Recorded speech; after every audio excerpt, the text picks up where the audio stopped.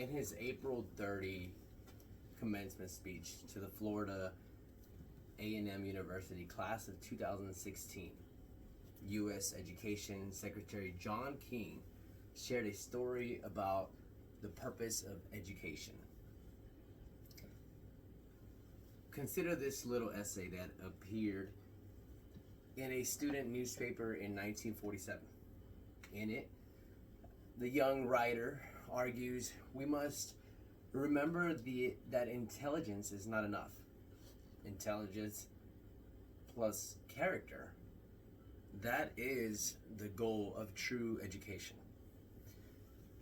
The complete education gives one not only power of concentration, but worthy objectives upon which to concentrate. The title of that essay, The Purpose of Education. The school where it appeared, Morehouse College.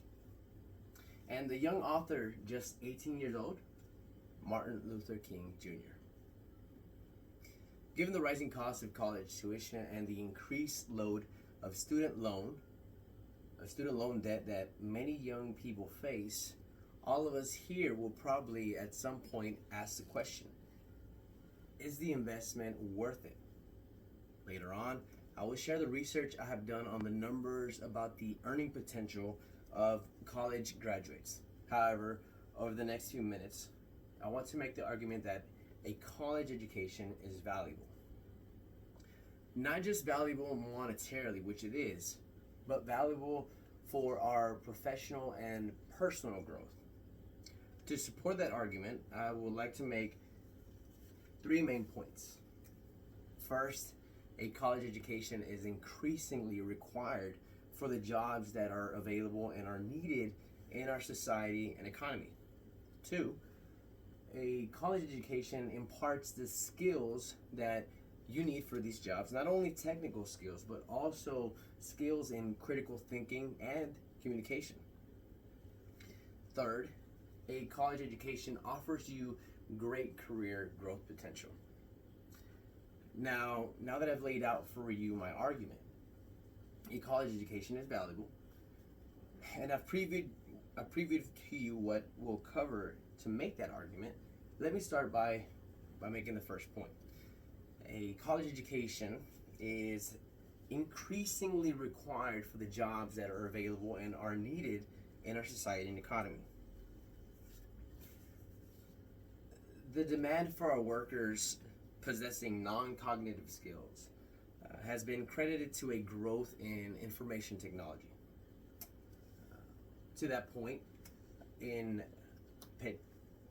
Petronajevic 2013, an article, many economists have conjectured that growth in information technology over the past few decades has led to a general reorganization and a corresponding increase in demand for workers who have more abstract, multi-level, and non-cognitive skills. And that was an article by Oropoulos and Petronajevic, 2013. Apologies. Following and supporting this point, the demand for skilled workers is attributed to adopting skill-based technology. In an article by the same authors, changes in technology are said to be skill-biased or are especially complementary to highly skilled workers. Another citation from that very same article, according to this argument, for the past 3 decades, technological changes has expanded the demand for skilled workers, and because the supply of college-educated workers has not kept up with the demand, employers have bid up the wages of college graduates, thereby raising the college earning premium. Now that we've touched on the reasons for the increase in jobs that require college education, let us move on to the second point. The second point is a college education imparts the skills that we need for these jobs, not only technical skills, but also skills in critical thinking and communication. To start with this, a worker's productivity is a reflection of the skills acquired during the pursuit of a college degree. In an article by Rose in 2013, most economists believe that pay is related to productivity, which in turn is based on workers' skill levels. Thus, that the rising baccalaureate premium reflects the importance of skills learned in college. To continue supporting this idea, which is considering policymakers and employers' requirements, higher education institutions have made a conscious effort to develop skill-based learning programs.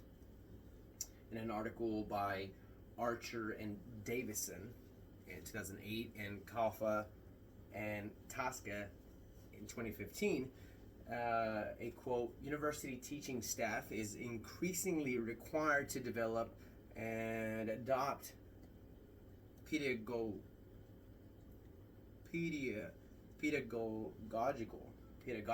tools to help graduates acquire transferable skills throughout their time at university. Now, moving on, and having covered the efforts of higher education institutions toward the essential skills employers sought after, let us move on to the third and final point, the potential growth offered by a college education. In this point, a college education offers you great potential for growth over your career. Firstly, added earnings by obtaining a baccalaureate degree or bachelor's degree. Those with a bachelor's degree are more likely to be in high-paying managerial and professional jobs. Rose 2013 again.